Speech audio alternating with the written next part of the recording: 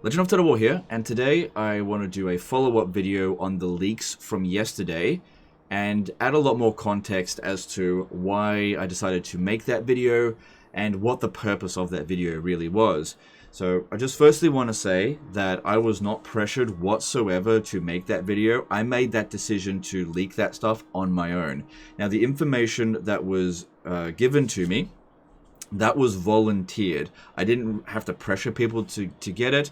It's based on long-standing conversations that I've had with numerous sources, and I do as much cross-referencing as I possibly can to try to make sure that my information is accurate. And I can appreciate a lot of people being very skeptical about that, and that's totally fine, because my overall goal was actually not to get you guys to believe it necessarily, but the main goal was to get you guys commenting about the actual content themselves and basically start providing essentially feedback on what you were seeing.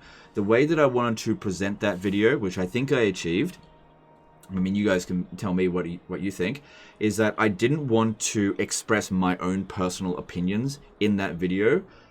I wanted to just present you guys with the content in just basically reading off a Word document and allow you to express your thoughts on that in your own words without me doing any sort of influencing of it. But like if I was to say that I thought it sucked, or I thought that there was too much Cathay in the DLC, that would influence what a lot of people would say. I think, not everyone, but a lot of people. And I just didn't want to have any influence over what you guys were saying. So I appreciate everybody for basically expressing your opinions. So we did a poll on the channel as well, where people gave their further opinions on it. You know, a lot of people believe that the leak is real. Some people don't, and that is totally cool. Some people are not hyped, some people are hyped for it. This is all really good information, and that was really the main purpose of trying to... Well, that was the first purpose of it. And then also to get the comments, right? This was also really important, and to see what a lot of people were saying about the comments. The general consensus was, like, loads of Cathay DLC. Too much Cathay, right? Too much Cathay there. Which, when I first saw this leak in my messages, that was my initial thoughts as well. So I'll tell you a little bit about the process that led to me deciding to do this leak. Because like I said, I was not pressured whatsoever to do it. It is not simply a case of it's worth loads of views, it's easy money sort of thing. It's actually not. Do you know what's easy money? Disaster battles. Disaster battles and Doomstack videos are super easy money. I got so many emails in my inbox. I'm so grateful for Thrones of Decay because it's reinvigorated the community. I have got plenty of content that I can work on. I did not need to do this whatsoever. There are so many things that can go wrong in this kind of video. It's like kind of bad timing to do that when everything is going well. Like if everything was shit and everything was going down the toilet, then yeah, doing something desperate like this, that would make a lot more sense. But doing it when things were good, like just go and look at my social blade. Everything is great.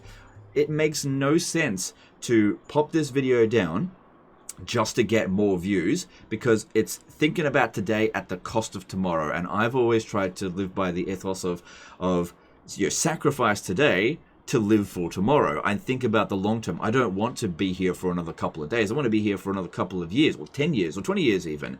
And so I'm trying to think about the future of how things go. And that was part of the plan for this. I'm thinking about the long term.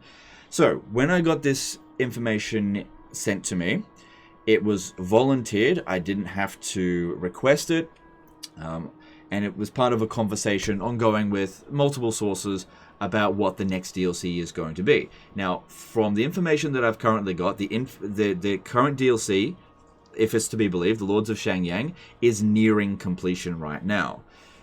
And so, as I was talking to people, I would show them what I have seen in my messages, and the general sort of conversation went, it's too much Cathay, it doesn't make sense. Those kind of conversations. I don't want to go into too much specifics, but basically, this doesn't look good. And this is coming off the back of Thrones of Decay, which is great, and I also know that the DLC isn't too far away. So we got good times now, but that doesn't mean we've got good times in the future. And in the past, I've I've basically bore witness to disasters that were looming and had no power to do anything about it. Like, for example, Realms of Chaos. That was like watching a slow-moving car just roll off a cliff, and you're in the back seat of it, and you have no power to do anything about it. It was such a frustrating experience because all the creators were providing so much feedback about the Realms of Chaos, as an example, but it's too late by that point. But you know when it's not too late to make a change? Now, before the DLC is actually finished, before Creative Assembly actually wants you to know about what they've got in store for you, now is actually the time where things can potentially change. Like, I would talk to my sources and ask them, is it possible that Creative Assembly can change their mind on what they're doing with this stuff? And they'll often say, yes, that it is possible that plans can change, but it usually doesn't happen because management is stubborn or negligent, and they just don't think that their ideas are wrong, and they're trend chasing and making the same mistakes that they've always made. Now, I'll talk a little bit about that in a bit, about trend chasing, because it's a very common theme within Creative Assembly, and I suppose Games Workshop. Games Workshop has a lot to do with this as well, and I'll get into that as well. So, these conversations were happening over a series of weeks, and then I decided to make a leak video, told my sources I'm going to do it, and they said, that's fine, you just, please protect our identities, that kind of stuff. And that was very important to me, which is why I heavily curated that particular information to make sure none of that stuff could get back to them.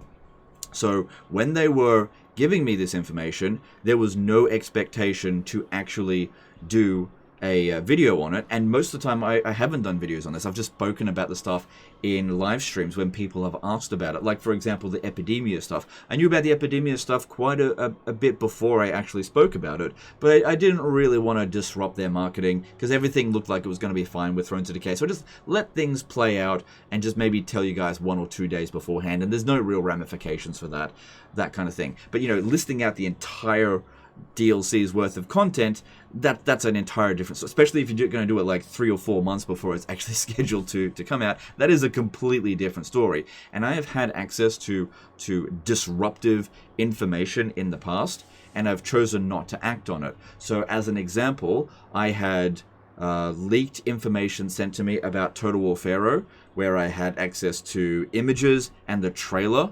before it had even been announced. And so there was a possibility for me to cause a shitstorm on that one.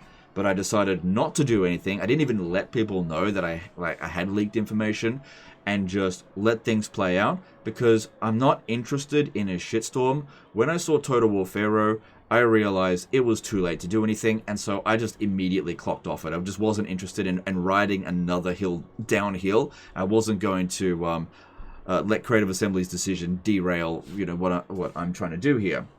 So I just wasn't involved with that one at all. But I didn't try to disrupt it, even though I could have. So like I said, my goal here is not to cause shitstorms. That is just an unfortunate consequence of what's happening here.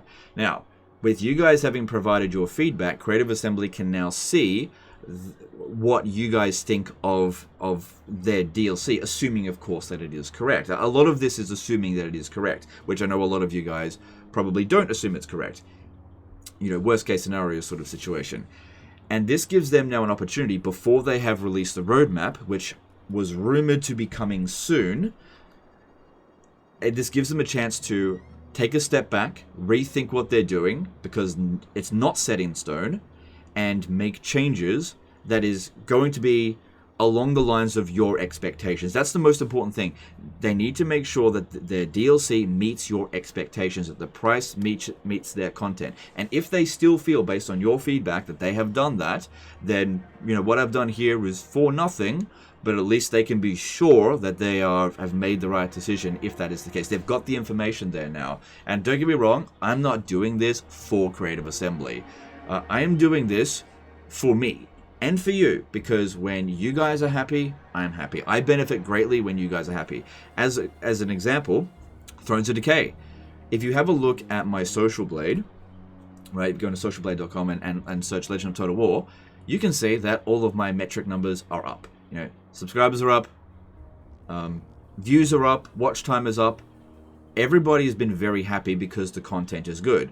Now, when the content is bad, it's the complete opposite. Like Shadows of Change, like the early access for Shadows of Change was significantly worse in terms of my analytics compared to non-early access Thrones of Decay. So I would much rather not get any early access whatsoever and have good content come out than have all the early access in the world for dog shit. I'm not interested in that.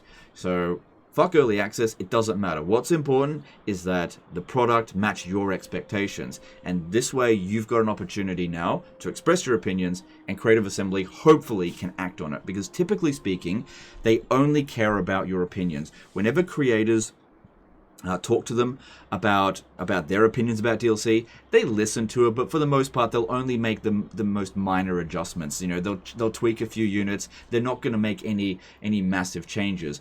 Same sort of thing with a lot of the people that I talk to, that leak me information.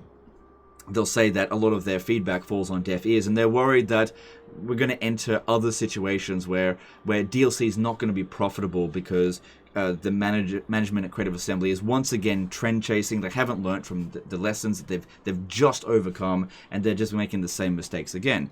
Now, feedback that I've had from my sources ever since releasing that leak is that they feel vindicated in basically what they've been saying all along, because what they've been expressing is what you guys have expressed without being prompted or influenced. And so it makes them feel better about the situation, and hopefully things can get changed, because they do say that it is possible, right? And that there's various different motivations for any particular person at a company to become a leaker. You know, obviously it requires a fair bit of trust in the person that you are going to leak this information to, and people will have different motivations. The most common motivation is that they want to make sure that they've actually got a job, right? And you might think, well, how does that work? You know, surely you're risking your job. Imagine being a developer on Total War for I don't know, Total Warhammer 3, and then Hyenas happens. And that had nothing to do with you, and then you end up losing your job just because of somebody else's mistake. And then Total War Pharaoh happens, and then you end up losing your job. Like the entire QA department at Creative Assembly, I don't think it's their fault, but they've all been outsourced now. Or, you know, Shadows of Change happens, and you end up losing your job. But it's not your fault, it's the management's fault, because this stuff gets flagged, and they don't do anything about it. And when the internal structure of a company fails to protect their employees, they no longer feel safe within the structure of that company, and so they seek outside help. And I was much the same way from within the partner program. When I was in the partner program, I didn't feel like the partner program protected us at all, that it was there simply to utilize our influence in order to gain pre-orders on their particular content. That's why none of the feedback was really ever truly implemented, nothing particularly major. And whenever big disasters happened, oftentimes Creative Assembly would just wash their hands of us and just be like, oh, well, shit happens, basically. And so came to the realization, the overall company corporate structure is not there designed to protect us. It's there to utilize us. And some people can choose to just accept that or to do something about it. And I've kind of chosen to do something about it and not play into a system that I think doesn't work. Anyway, so when it comes to the DLC that's planned, how can I know that it's legitimate? There's no real way 100% to know anything is legitimate, really. But I'll give you guys a bit of information that will hopefully explain why I think that this is a logical step that Creative Assembly appears to have been making, at least in their mind, for the management. It all comes down to Shadows of Change, right? We all saw the roadmap for Shadows of Change, that it was going to be a Zinch, then a Nurgle, and then a Slanesh DLC. Now, after the Shadows of Change DLC, we know things change. Thrones of Decay got massively delayed, and whatever the Slanesh DLC, from what I heard all the way back then, was cancelled because the management at Creative Assembly decided that these big DLCs with big monsters, big expensive DLCs, were not profitable.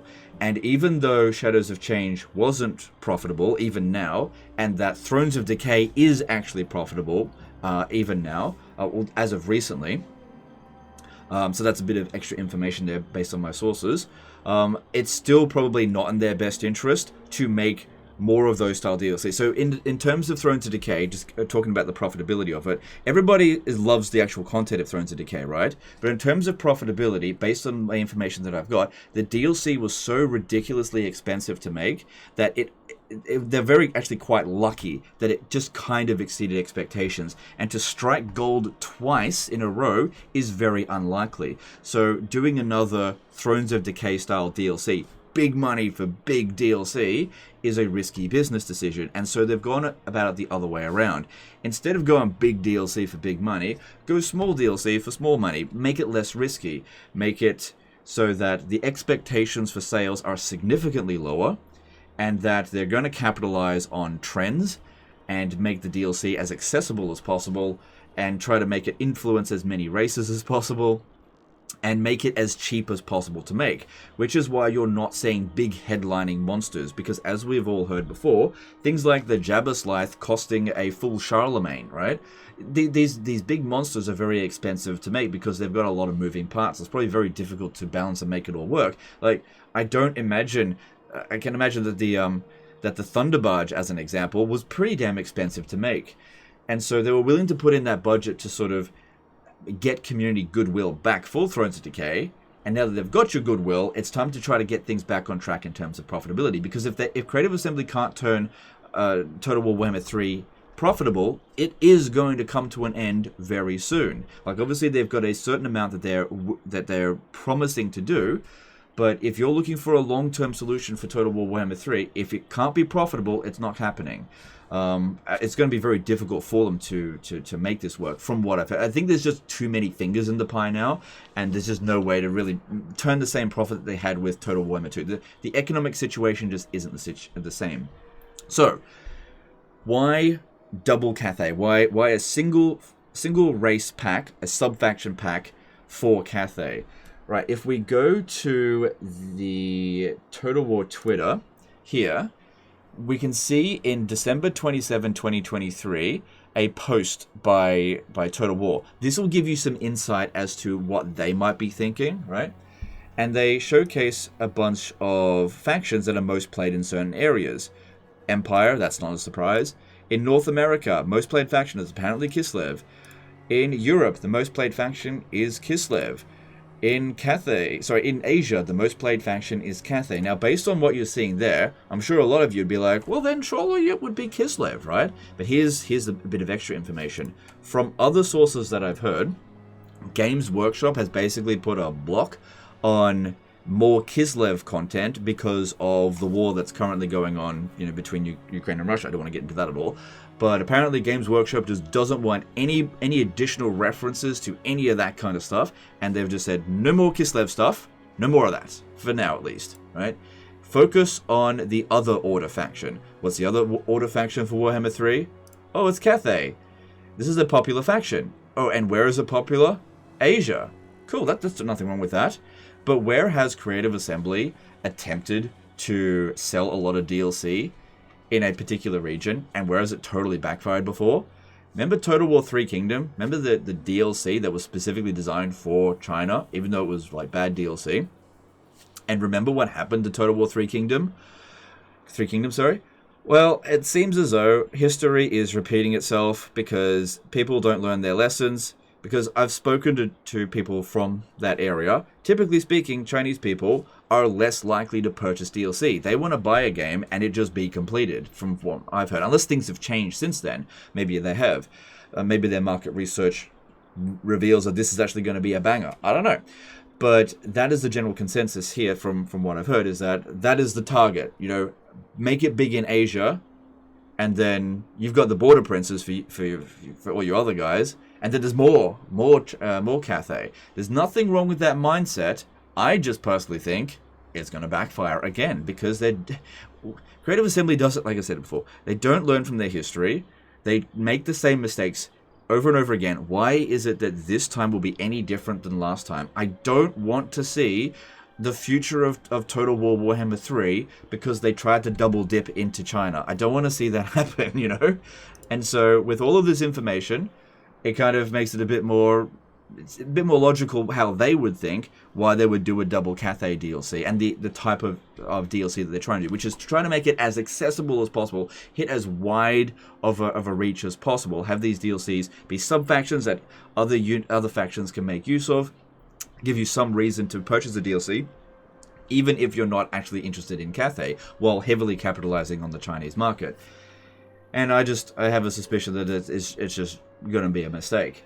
And so that's why I've decided to leak this, because I just don't want them to make the same mistake again. Now, if they, after all of this information, decide that they're just going to go ahead with it anyway, well, you know, I did the only thing I could, because I have in the past attempted to provide my feedback, you know, through the official courses, and that doesn't work, as have been the case with a lot of the people that I speak to.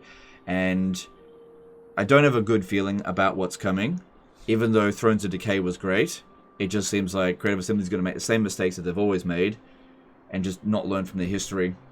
And we could be right back to square one. It's not something that I want to see, and I'm sure that's not something you want to see, and I know it's not something that Creative Assembly wants to see either. So now they've got all this additional information. I know they'll be really pissed about the leaks, and that's fine. I was never going to rejoin the partner program anyway. You know, I don't think that they can DMCA strike me, because there's no... I didn't show any images of anything. I didn't show the Word document. All I did was showcase this particular thread here, the next Lord Pack Ogres Monkey King versus Golg, and just have it on this screen here, which I am able to show gameplay of. I'm allowed to do that. So I don't think they can DMCA strike me. That's the worst thing that they could do.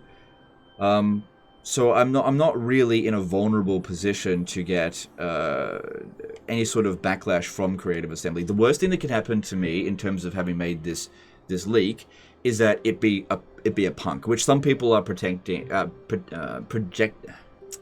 is what's going to happen. That this information has come from basically malicious sources, and that, oh, they got your legend, this is all just a big joke. But that doesn't appear to be the case, especially considering I've heard from other sources that Creative Assembly has apparently gone quiet at the moment, and that's usually a sign that they're rethinking their strategies, and that's probably a good thing. So I don't think that is the case, but it is always possible that they've punked me, and it is also possible that they're sending out information to try to find out who the leakers are. But the thing is, there's a lot of leakers within the company. In fact, there's so many leakers that pretty much every single Total War YouTuber, especially the bigger ones, they've already got their own sources. I was actually one of the last people to get sources from within the companies.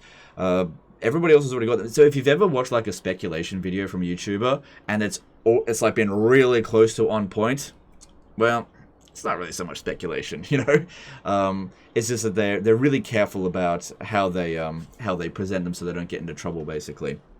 Anyway, that's my thoughts behind all of this. I hope you guys can understand why I did that. Hopefully it ends up in a positive change. Like I said, I'm not interested in a shitstorm. I'm not interested in doing more leaking. I don't want to be a chapter master Valrak. I think that the leaks are legitimate. I mean, it's up to you if you want to believe them or not. I really don't care about changing your opinion. I just want you guys to talk about the content that I presented and give your opinions on it, so Creative Assembly can hopefully make a change. The people who sent me the information, they feel vindicated, so that's good. You know, at least they're happy with the results that you guys have presented, and hopefully overall a positive change happens from this. But I know I'll never be in Creative Assembly's good books, and that's okay. I'm okay with the position that I find myself in, where I am able to not worry about what Creative Assembly feels about me in order to do what is best, what I think is best for you guys. And I will continue to try to do that, because what's best for you is best for me, and we need to work together with all this kind of stuff here. That's my thoughts on it all, and we'll leave it there. So I appreciate you guys. Thank you for taking part in